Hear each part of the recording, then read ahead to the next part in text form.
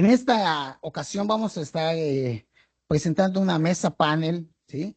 Acerca de la valorización de los residuos en México, ¿sí?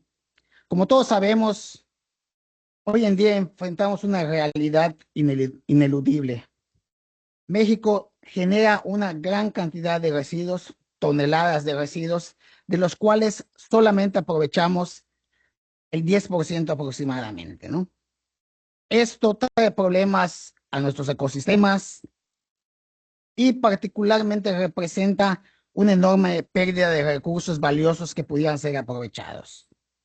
Es por esto de la importancia de la valorización de estos residuos, desechos, desperdicios, que se nos dan la oportunidad de generar procesos que nos permitan transformarlos, ¿de acuerdo? Esto con la finalidad de generar nuevos productos, obtener nuevos compuestos, generar energía, y lo cual resulta que es esencial o es una pieza clave para construir una economía circular, ¿sí? Por lo tanto, bueno, la idea que se busca en esta valorización de residuos es precisamente generar soluciones innovadoras que nos permitan aprovecharlos.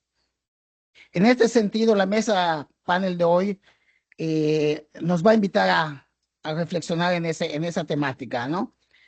El día de hoy nos acompañan tres destacados investigadores de la Facultad de Ingeniería Química, los cuales nos van a platicar acerca de sus experiencias sobre la valorización de residuos en el ámbito en el cual ellos se desempeñan, ¿no?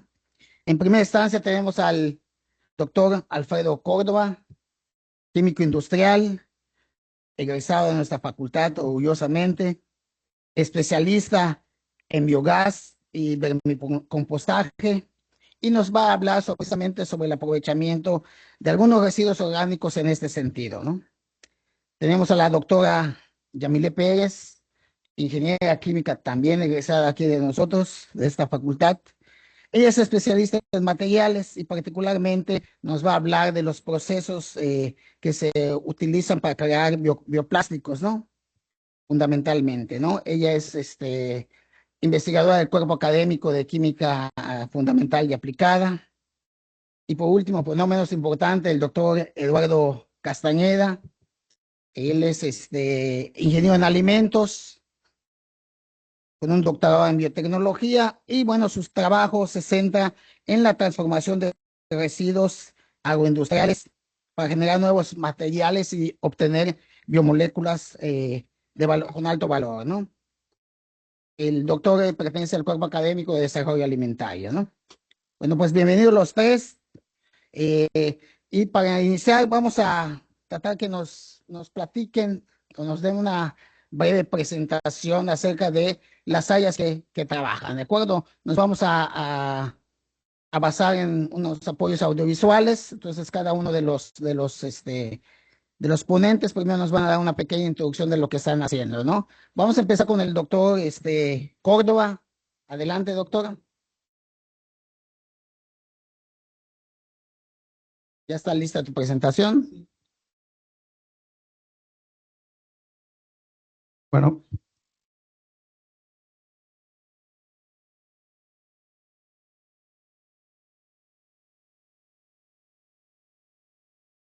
bueno, primeramente muchas gracias por la invitación. Primera vez que me toca participar en el seminario permanente de investigación, entonces para mí es un gusto poder compartirles brevemente un poco de lo que he tenido oportunidad de trabajar desde el posgrado y recientemente con algunos trabajos de algunos chicos de tesis de licenciatura. Entonces, bueno, yo prácticamente me voy a enfocar en una corriente residual. Los compañeros van a abordar otras corrientes residuales y particularmente yo voy a enfocarme a los residuos que se conocen como lodos residuales, ¿no? Bueno, ¿qué son estos lodos? Es un poquito el contenido que voy a abordar, pero los lodos son un subproducto, un residuo que se genera en el tratamiento de las aguas residuales, que bueno, a lo largo de esta pequeña charla lo quiero compartir, es que bueno, lo podemos ver como un recurso, ¿no? Como una materia prima para obtener subproductos de interés, ¿no? Estos residuos se generan en gran cantidad, o sea, cada vez hay más tratamiento de aguas y generamos más residuos. de esta naturaleza, ¿no? Algunos datos en cuanto a la generación, por ejemplo, en México, en términos de lodo seco, se estima que son más de 32 millones de toneladas de lodos en peso seco, eso solamente contabilizando plantas de tratamiento de aguas residuales municipales. Hay otra generación de lodos industriales que abordaré sutilmente, ¿no? ¿Y cuál es el problema de estos lodos? Si bien se ha utilizado como práctica común, pues depositarlos en campos de cultivo por la cuestión de que sí tienen un alto contenido de nutrientes, pero también acumulan otros contaminantes como patógenos, metales pesados e incluso otros contaminantes conocidos ahorita como contaminantes emergentes, ¿no? Entonces se requiere de un adecuado tratamiento y disposición para evitar los problemas derivados de estos, tanto a salud como a ambiente.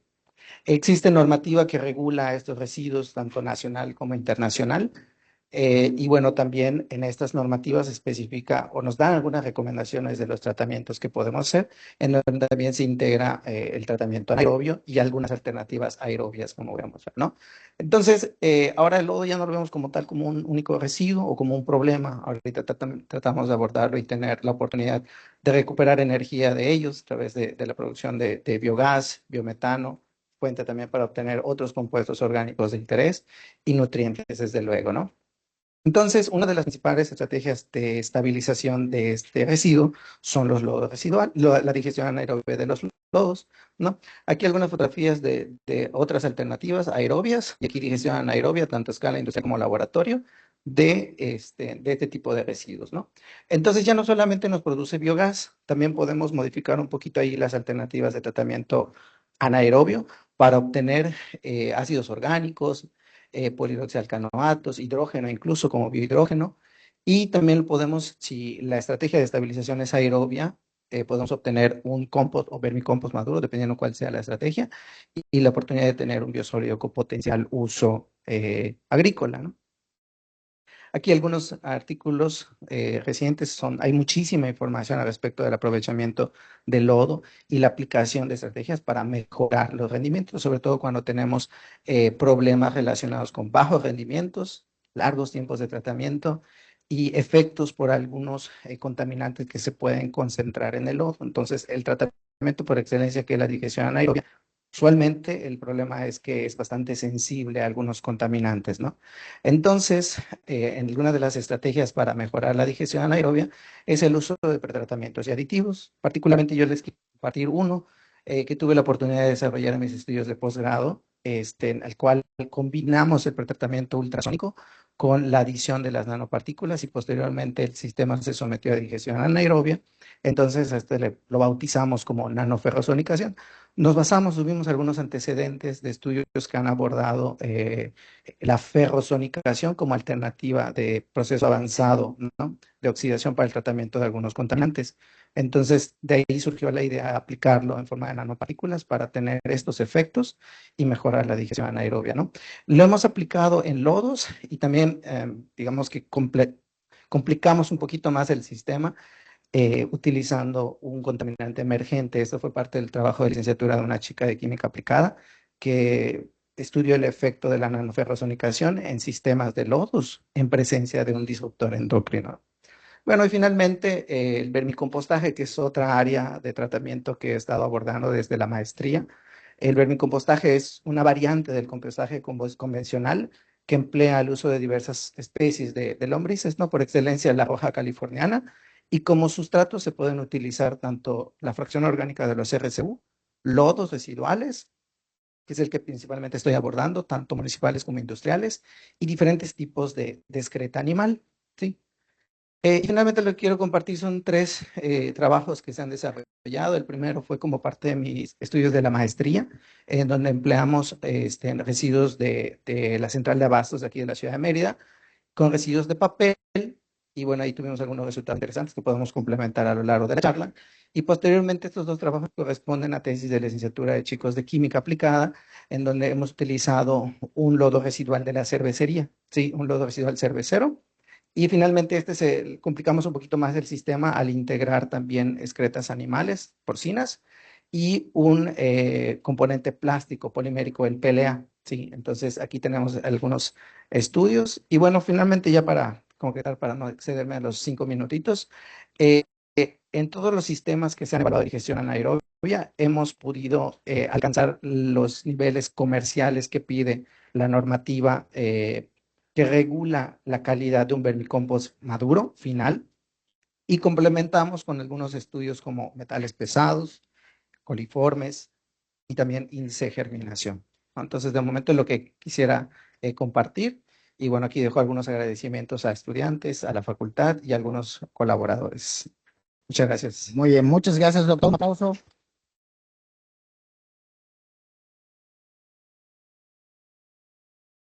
Muy bien, para continuar, cedemos la palabra a la doctora Yamile Pérez, que nos va a compartir su experiencia en el aprovechamiento y valorización de residuos para la generación de bioplásticos. Adelante, doctora.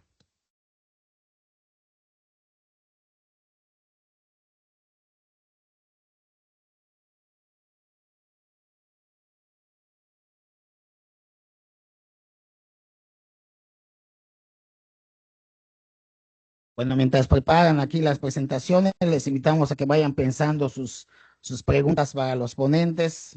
Apenas terminamos las presentaciones, iniciamos la ronda de preguntas. Adelante, doctora. Gracias. Buenos días a todos. Como comentó Alfredo, pues el cuerpo académico nos invita a compartir esta mesa panel de valorización, ¿no? Una parte del trabajo que yo desarrollo aquí en la facultad tiene que ver con la valorización de residuos y sobre eso voy a enfocar esta plática, ¿no?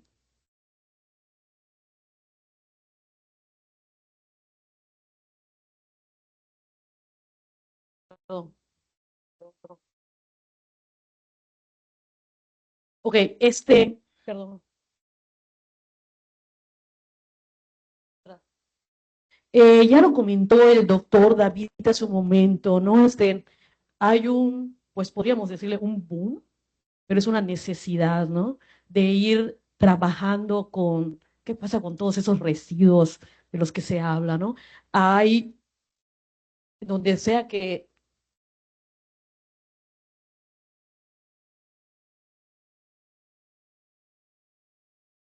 perdón, que miremos, o sea, estamos hablando de contaminación, de grandes cantidades de toneladas de plásticos en particular, ¿no?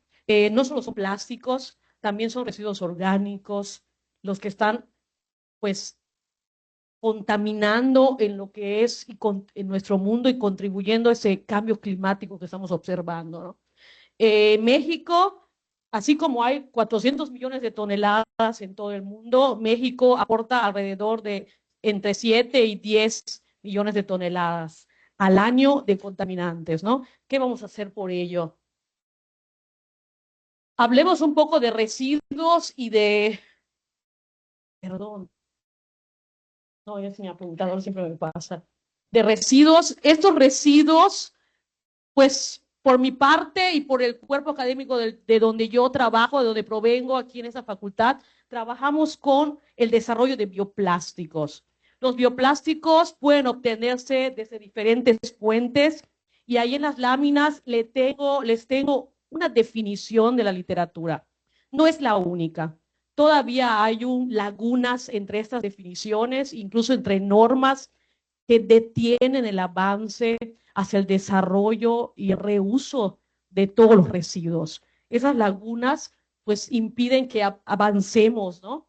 Por eso les comento, esta solo es una definición de qué es un bioplástico, aquello que yo puedo obtener, que yo puedo reutilizar, ¿sí? Y generar a través de cualquiera de estas fuentes un plástico como lo conocemos nosotros, que es parte de lo que son los polímeros. En particular, cuando el doctor me invita, me sugiere hablar un poco de un tema que trabajamos en conjunto, que es el uso del sargazo. Yo trabajo con residuos agrícolas y por ahí tuvimos desarrollando un proyecto que tenía que ver con sargazo, ¿no? Ya saben que de este lado de nuestra península aún sigue siendo una problemática la cantidad de sargazo que tenemos. Hay muchos proyectos desarrollándose, biogás, bioetanol, y nosotros quisimos entrarle por la parte de la asignatura de metodología de la investigación con algo sencillo. ¿Cómo podemos reutilizar? ¿Qué podemos hacer con este sargazo, no? Entonces ahí van surgiendo algunas ideas. Algunas chicas se encargan de traer sargazo de lo que es la parte de sisal, y la idea de obtener el sargazo es poder producir una harina con ella. No me interesa hacer el bioetanol, no me interesa hacer biogás, no es mi área. Sin embargo, hay otros aquí en nuestra facultad que desarrollan esos temas. ¿A dónde vamos nosotros? Desarrollar una harina que pueda ser introducida en una matriz polimérica para que posteriormente pueda captar metales. El proyecto que se desarrolló en ese sentido, pues van por su sargazo, y de entrada llegan y se dan cuenta de que hay diferentes en una misma sección donde tomaron, ¿no? Sus características son diferentes y nos van a generar pues cosas diferentes. Desarrollan ahí una metodología en la cual secan, tienen sus tratamientos especiales, voy a hablar de manera muy general, secan el sargazo, liberan totalmente la humedad, muelen el sargazo y generan una película compuesta. ¿Qué es eso de un material compuesto? Un material que está formado de dos o más cosas, ¿no? Posteriormente, ¿yo qué quiero ver de esa película? Quiero saber, pues, si esa película va a servir para algo, no nada más que se queda ahí para las fotos, ¿no? Y pues las chicas, pues, tienen que hacer algunas pruebas. Realmente estos trabajos son de chicos como ustedes de esta facultad, ¿no? Y hacen algunas pruebas para saber pues, ¿qué hacemos con esto, no? ¿De qué nos sirve? ¿Qué características tiene? Estas son algunas imágenes del sargazo introducido dentro de las membranas. Tienen diferentes concentraciones, han sido tamizados, molidas y tamizadas en diferentes tamaños de partículas. Pensamos que el tamaño de partícula genera características diferentes, y eso pudieron comprobarlo con algunos resultados, ¿no? Caracterizaciones que le hacen a los materiales donde demuestran que al cambiar los tamaños de partícula y las concentraciones dentro del material, podemos obtener características diferentes. El trabajo es un poquito más de esto, sin embargo, todavía está en paños. La idea es que pasemos a la parte de evaluación, en la que estas membranas puedan entrar un medio en el que puedan captar algún metal o algún contaminante de otro tipo, ¿no? Hacemos una síntesis, una caracterización y una evaluación de las membranas. También trabajamos con bioplásticos que son basados en la recuperación de almidón de diferentes semillas. No trabajamos con pulpas, trabajamos con semillas. Hay un boom también que en algún momento se descartó el uso cuando comenzó el uso del maíz para los bioplásticos, diciendo que la cantidad de maíz que producía México no daba ni siquiera para abastecer la alimentación que requería, ¿no? Entonces, combatiendo un poquito esos puntos, pues decimos, bueno, pues vamos a agarrar las semillas, vamos a agarrar toda esa parte residual que queda después de que es usado aquel producto agrícola.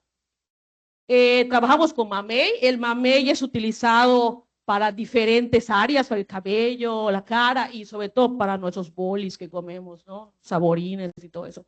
Bueno, pero ¿qué hacemos con esta semilla? Ha sido para nosotros una fuente también de recuperación de almidón.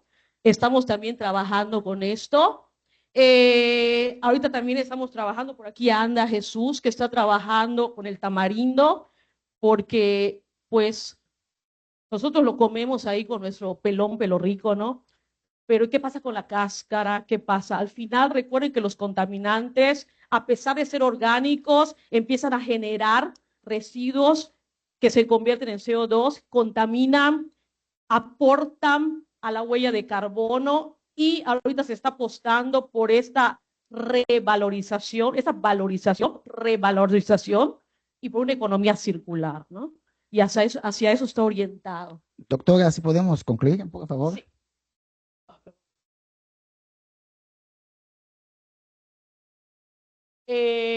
Pues agradecer a los chicos que están desarrollando, porque el trabajo prácticamente lo hacen ellos, ¿no?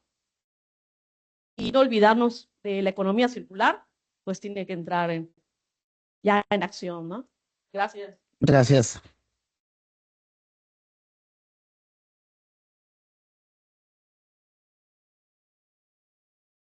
Muy bien, pues continuamos con el doctor Castañeda. Adelante con su presentación, doctor.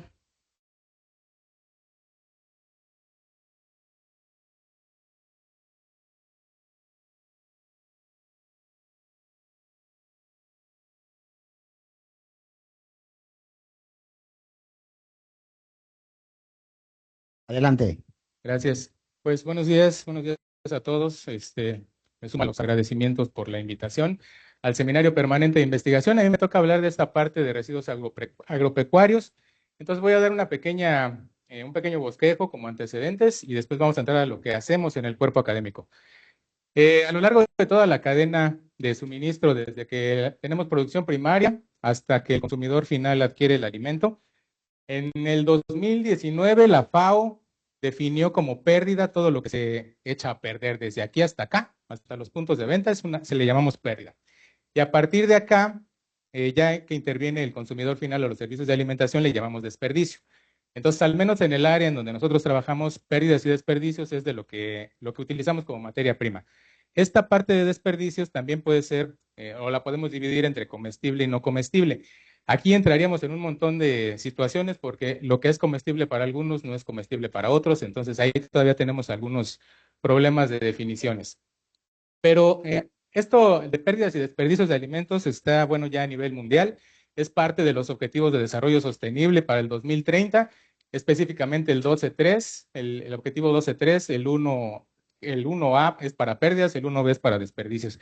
El cuerpo académico pertenece a una red para valorizar pérdidas y desperdicios de alimentos, es una red temática, la 12.3, y tenemos ya varios años trabajando con ellos, en donde pues hemos podido generar algunos trabajos referentes a ello, ¿no? A grandes rasgos, en el 2013 la FAO estimó la producción y pérdidas de desperdicios a nivel mundial, dejándolo en un 27% y dividiéndolo en diferentes tipos de alimentos. Pero ya para el 2014 se estableció que un tercio de la producción mundial de alimentos es lo que se pierde, alrededor de 1.300 millones de toneladas anuales, sin considerar la parte no comestible, y que representaba en esos entonces más o menos 750,000 millones de dólares, lo que se perdía en esta parte de pérdidas y desperdicios. Entonces, dentro de la producción de alimentos, de los principales grupos de alimentos como cereales, frutas, oleaginosas, tubérculos, esta es la parte de que se produce, esta es la parte que se desperdicia. La cantidad en frutas y verduras es prácticamente la mitad de lo que se produce, y si lo sumamos todo a nivel mundial, pues tenemos una gran cantidad de desperdicios, una cantidad impresionante de desperdicios. ¿Qué es lo importante acá? Para el 2019 éramos más o menos 7,700 millones de personas en el mundo, perdón, me caigo de aquí del escenario, y 690 millones de personas padecían hambre. Con lo que se pierde, con las pérdidas y desperdicios, se podrían alimentar 2,000 millones de personas con una dieta de 2,100 kilocalorías. Entonces, este es un dato, es una dicotomía bastante fuerte, por llamarlo de algún modo. Pero si nos vamos a los datos o a los pronósticos para los siguientes años, para el 2050 seremos 9,700 millones de personas aproximadamente, y requeriríamos aumentar la producción alimenticia en un 60%. Si actualmente con lo que tenemos redujéramos a la mitad las pérdidas y desperdicios, esa brecha alimentaria solamente reduciría en un 20%. Entonces los datos son alarmantes, tenemos que hacer algo con esas pérdidas y desperdicios, y sobre todo para tratar de hacer algo con este tipo de situaciones, ¿no? Bueno, la producción agroindustrial tiene un montón de cosas que nosotros podemos aprovechar, como ya lo comentaron en algunos de los estudios que comentaban los investigadores. Y también hay una parte importante en cuanto a los cultivos. Una vez que se cosechan muchos de los productos, todo esto que se queda también genera una fuente de contaminación. La mayoría de estas cosas a veces se queman, se van a la basura, o si bien se utilizan para alimento para ganado. Sin embargo, hablamos de 1,300 millones de toneladas anuales, que también, como lo comentaba la doctora Yamile, generan un montón de CO2 y contribuyen enormemente a la huella de carbono. Si nosotros observáramos qué es lo que hay aquí, pues tenemos carbohidratos, proteínas, lípidos, algunos fitoquímicos y un montón de cosas que podríamos aprovechar de todos esos residuos a los que no se les hace nada. Tenemos compuestos altamente activos, biológicamente activos, que podemos aprovechar y podríamos hacerles algo ahí. La mayor parte de los componentes son celulosas y celulosas que también se pueden utilizar para hacer algunos tipos de películas o algunos polímeros. Tenemos residuos de esta industria, de la industria oleaginosa, y un montón de cosas que podemos obtener de ahí. Ya se han hecho algunos estudios, se han estudiado algunas cáscaras de algunos alimentos. Sin embargo, pues no es suficiente. Acá hay cáscaras de plátano, de sandía, de uva y de un montón de cosas de la industria que se generan por miles de toneladas, pero todavía no es suficiente, ¿no? Se pueden utilizar para hacer películas, recubrimientos, microencapsulaciones, se pueden hacer un montón de cosas, se pueden utilizar las semillas de un montón de alimentos, cáscaras, pulpas, de las cosas que ya no se ocupan. En el cuerpo académico hemos trabajado incluso con algún tipo de semillas, no sé si ubican este arbolito que está en todas partes, el flamboyán, y hemos utilizado, o se ha utilizado esto para obtener algunos compuestos como los galactomananos de las semillas de este tipo de árboles, que si ustedes las ven están regadas por todo Mérida y no pasa nada, ¿no? Se han caracterizado, se han utilizado para hacer algún tipo de películas comestibles, utilizando este tipo de materiales. Hemos utilizado también algunas propiedades bueno, se han analizado las propiedades de películas obtenidas con el maíz QPM y también utilizando la semilla del galactomanano. Hemos utilizado también algunos residuos de las frutas, de las frutas con mayor índice de pérdida, como el mango y el aguacate. Y el mayor índice de pérdida, pues bueno, los residuos, las pérdidas son las semillas y las cáscaras. Perdón, se han obtenido algunas características ahí físico-químicas, se han analizado la composición de ácidos grasos y hemos encontrado cosas muy interesantes que hemos podido publicar. También una parte de la industria de la guanábana también tiene bueno, los residuos que se han utilizado son hojas, cáscaras y semillas, y de ahí también hemos encontrado pues varios compuestos activos que tienen capacidad antioxidante, como los fenoles y la capacidad antioxidante en general. Se han analizado, se han aislado algunos compuestos fenólicos, bueno, se han identificado. Incluso hemos hecho estudios para poder hacer una planta piloto para extraer este tipo de cosas, de ese tipo de residuos, lo que han servido para algunas tesis de posgrado.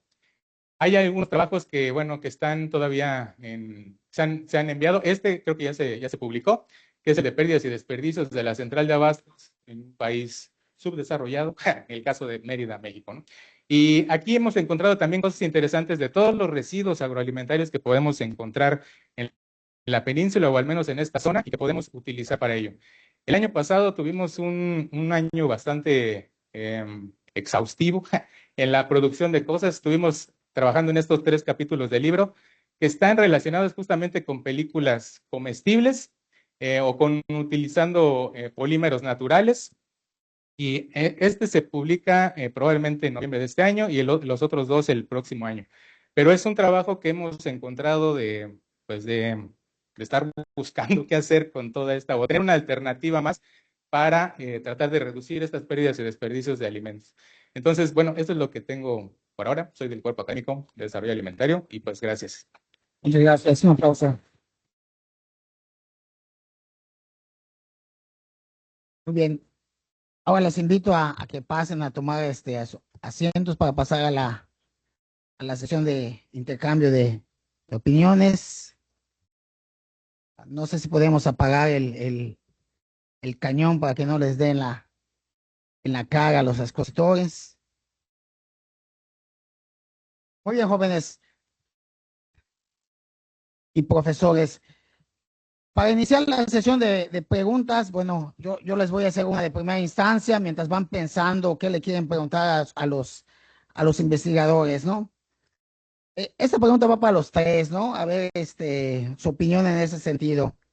¿Ustedes cuáles piensan que sean los beneficios ambientales, beneficios económicos, que sean más significativos, que nos permitan la valorización de los residuos que puede ofrecer México a corto y mediano plazo? Desde su perspectiva, ¿cuáles serían esos beneficios, particularmente ambientales y económicos?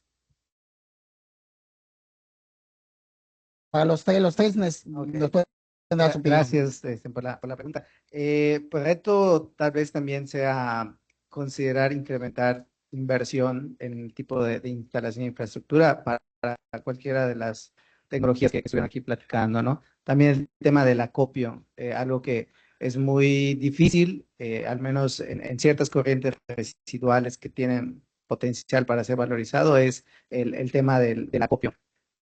Voy a usar dos referencias para profundizar en esta en opinión.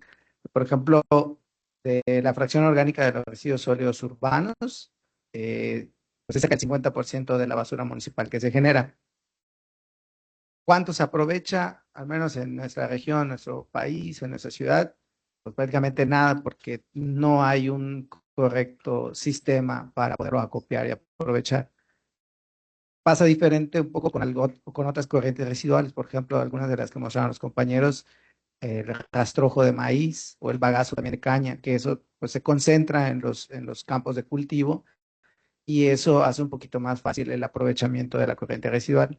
Ya para finalizar, por ejemplo, con el caso del bagazo de caña, México es productor muy fuerte de caña, de maíz, también otros cultivos se mencionaron. Tiene un aporte significativo en la producción incluso de energía que aparece por ahí en las estadísticas de la Secretaría de Energía. O sea, produce incluso, bueno, ahora creo que ya están a la par con otras fuentes de energía renovables, solar, eólica. Hace unos años, 2018, 2019, la producción de energía eléctrica por rastrojo de maíz, o sea, un residuo, perdón, por bagazo de caña, era superior a algunas tecnologías de energía renovable, ¿no? Entonces, creo que así como se ha invertido en estas aprovechamiento de estos dos residuos, habría que a lo mejor ampliar. Y creo que esa es la principal limitación técnica, ¿no? La cuestión social también. En cuanto a México, ¿qué podemos hacer? ¿Podemos hacer algo? Sí, ya está marcado en la Agenda 2030. Tenemos que hacer algo. O sea, no vamos a pensar si vamos a hacer algo, tenemos que hacer algo. No podemos montar una industria, no podemos hacer hoy en día una planta, pero podemos aportar desde el punto donde estemos parados en caminar y poder botar la basura en el lugar que le corresponde, poder separar la basura.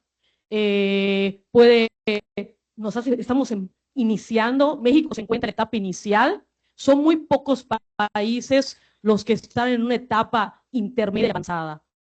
La ODS 12, la ODS 7, la ODS 13, ya lo tienen marcado. Necesitamos economía circular, necesitamos contribuir al cambio climático. O sea, es algo en lo que ya se tiene que trabajar. Y México, pues México, donde sea que tenga, donde esté parado, tiene que iniciar, ¿no? Y desde nuestro punto, pues con esos trabajos que todos están presentando ahorita, pues hay que contribuir, echarlo a andar. Definitivamente en etapa inicial no tenemos todavía ese avance tecnológico que se requiere, todavía no tenemos inversores, o sea, gente que pueda aportar, pues no, necesitamos convencerlos, ¿no? Convencerlos para que puedan invertir en todo lo que pueda dar avance a esos ODS, ¿no? Gracias. Bueno, pues desde el área donde yo me desenvuelvo, creo que hay varios puntos. Y uno es, bueno, tratar el desperdicio como una materia prima. De entrada es viable, es factible, ya que no nos costaría o costaría muy poco. Y poder hacer también o tratar de impactar en la seguridad alimentaria, porque pues parte de los problemas de que haya tanto desperdicio es que al mismo tiempo hay una cantidad de personas en hambre, sufriendo, padeciendo hambre, que pues que es lastimosa, ¿no? Entonces, si se pudiera que a las personas que se dedican principalmente al campo, además de vender el cultivo, pudieran también tener algún ingreso por vender su desecho, pues también a lo mejor estaríamos ahí aportando algo más. Y sobre todo, pues tratar de, creo que los puntos son muy claros, ¿no? La parte ambiental, la parte de recuperar el desperdicio para no contaminar y la parte de la seguridad alimentaria, tratando de recuperar todos esos residuos y dándoles un nuevo valor. Al menos desde mi campo, esa sería la importancia. Muy bien. Muchas gracias por su opinión. ¿Tienen alguna pregunta del público? Adelante. Tenemos micrófono, Luis. Que el doctor nos puede apoyar. Ahí está la chica.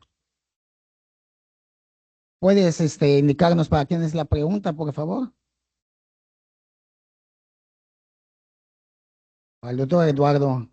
Para el doctor Eduardo, había hablado sobre el tema de utilizar más que nada al máximo el uso de la materia prima, de lo que queda, pero hay un problema me gusta pensar sobre los restaurantes.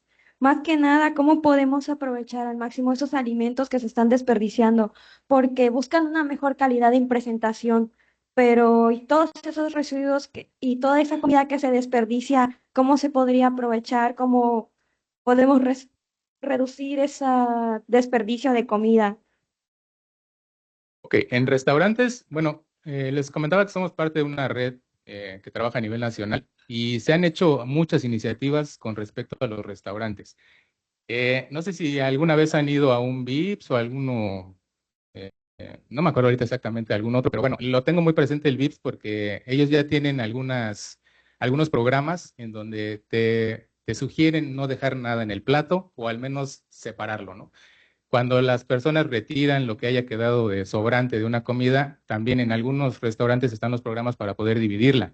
Entonces, se están haciendo algunas cosas, evidentemente no es suficiente, pero eso que se va a separar, perdón, con separarlo es un avance muy importante. Separar cosas que se pueden comer que cosas que no se puedan comer, es importante.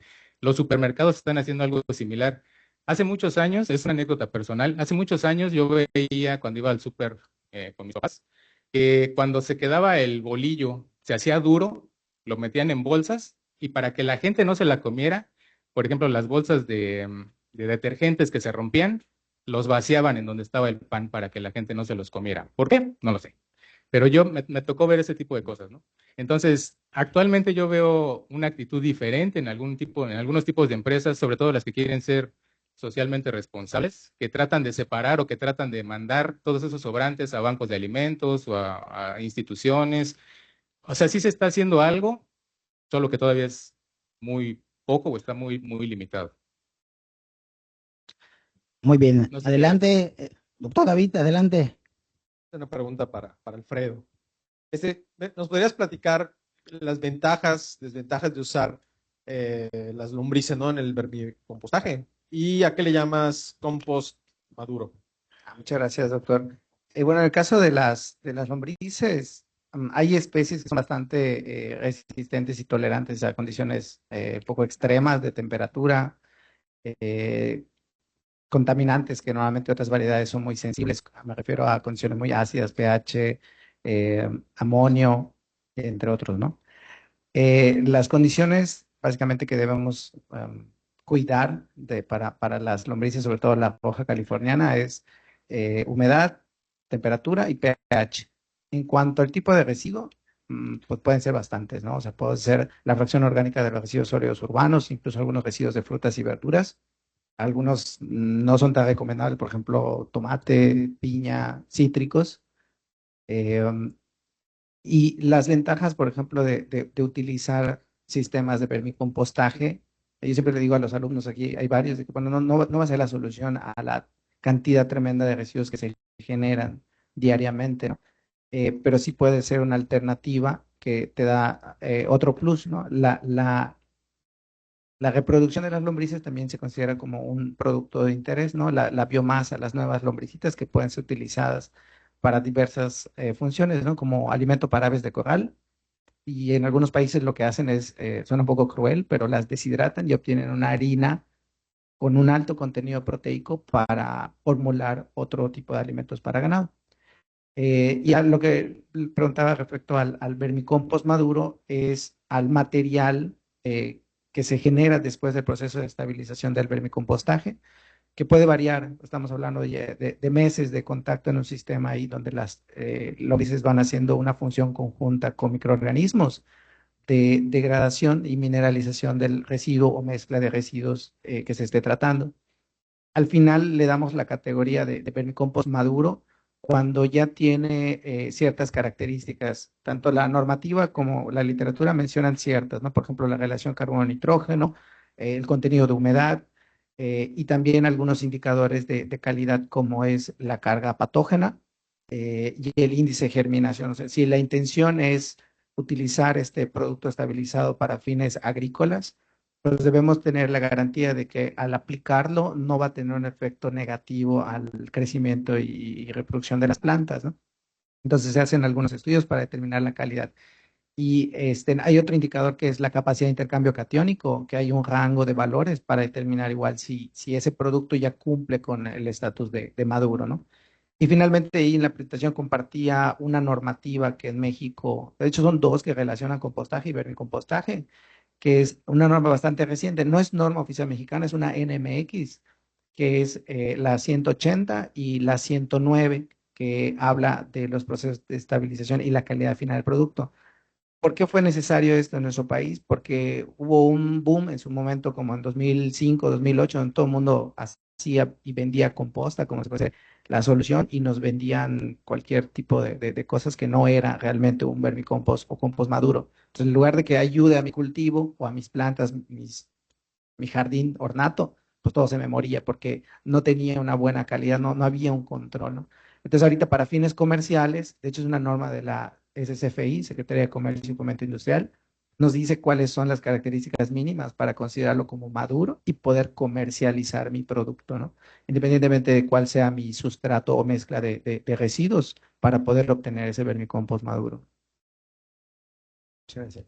Gracias. ¿Alguna otra pregunta? Doctora Mónica, adelante. Aprovechen, jóvenes, para poder registrarse a su asistencia a la mesa panel. Ahí tenemos el QR, nada más tómenle ahí la foto o tomen el QR para que podamos ver su asistencia, ¿no? Esta es la asistencia a esta mesa panel. Adelante, doctora. Hola, yo tengo una pregunta que se puede aplicar a los tres, pero voy específicamente con la doctora Yamile. Es respecto a la variación en la composición de los residuos, porque al ser residuos vienen de un proceso, grados de maduración, etcétera. Pero, por ejemplo, en las algas, yo encontré esa variación con el sargazo, que pues como es de arribazón, mucho de lo que obtenemos viene con diferentes grados que si ya se queda mucho tiempo en la playa, que si viene con más de una especie que con la otra, cómo esto pudiera afectar sus procesos. Definitivamente es diferente, ¿no? Incluso las tres que les presento en las diapositivas son tomadas de, pues, un mismo punto, ¿no? Quizá de un rango de 5 por 5, 5 metros cuadrados, ¿no? Y a pesar de ser tomadas en el mismo punto, en el mismo día, tienen toda esta variación. Hay varios géneros de estas algas, ¿no?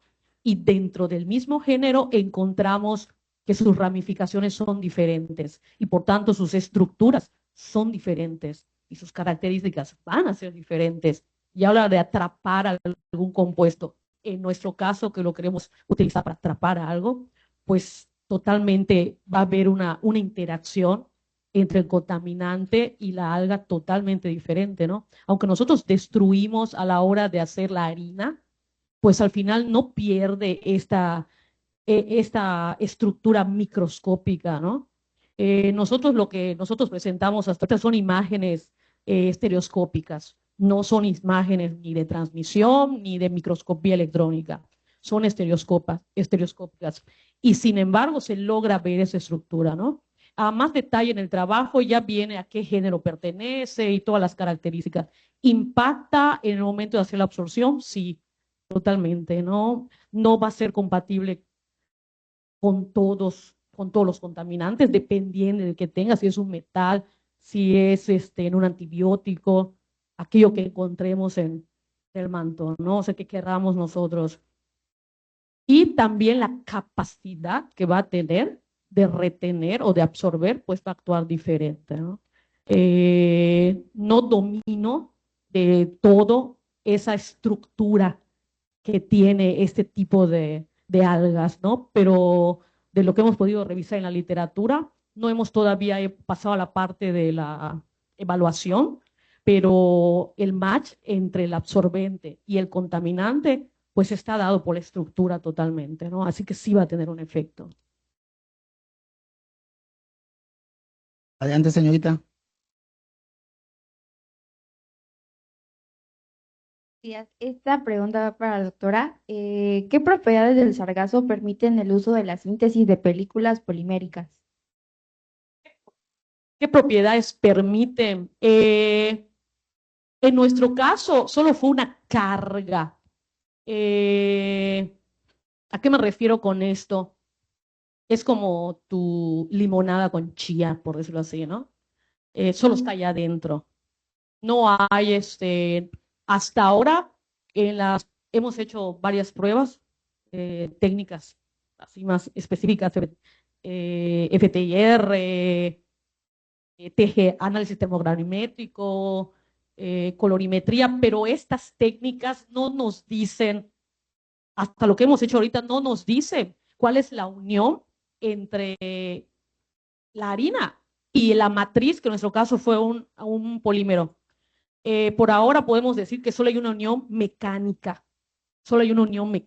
¿no?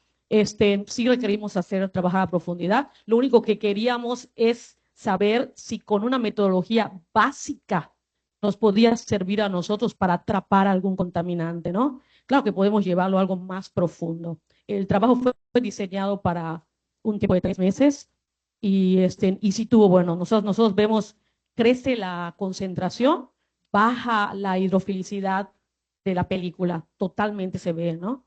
Pero pues todavía hay que meterlo a los medios, saber si va a aguantar, porque en el momento en que hace contacto con el agua, nuestra matriz es hidrofílica, va a tender a disolverse, ¿no? Y si no hay una unión química, pues no le da un refuerzo como tal. Quizá un proyecto sería tratar esta harina para que haya unión química entre mi harina y mi matriz, que es el polímero. ¿Sí?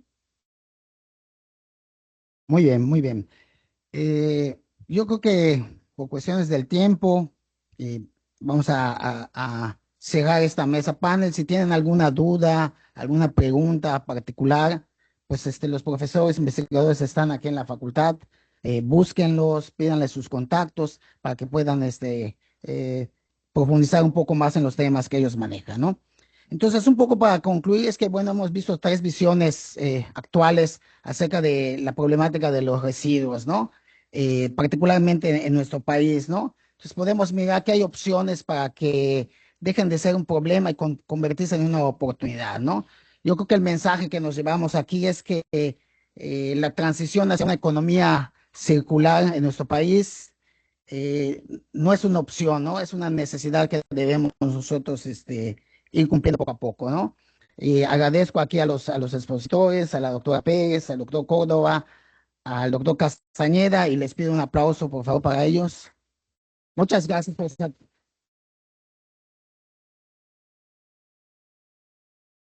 Muy bien. Y ustedes, muchas gracias por acompañarnos. Nos vemos en la siguiente sesión del seminario.